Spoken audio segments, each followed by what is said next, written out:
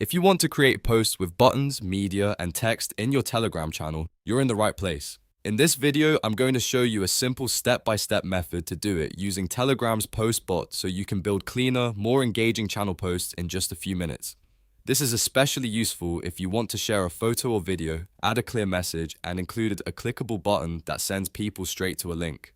Before we begin, if this tutorial helps you out, make sure to hit the like button and subscribe for more easy software and app guides. Alright, let's get started. First, open Telegram on your phone or desktop. Once you're in Telegram, use the search bar and look for @postbot. The bot you want is usually shown as @postbot, so make sure you select the correct one. When the chat opens, tap Start to begin the conversation. This activates the bot and unlocks the posting tools you need. Now the next step is to send the content you want to appear in your post. You can either type your text message directly into the chat or upload the media you want to include, such as a photo or video. If you want a mixed post, you can usually add both media and text together, depending on the bot's flow. The goal here is to prepare the post exactly how you want your audience to see it in your Telegram channel. After that, you need to add your button text and link. The bot will usually ask you to enter the button in a format like button text -URL.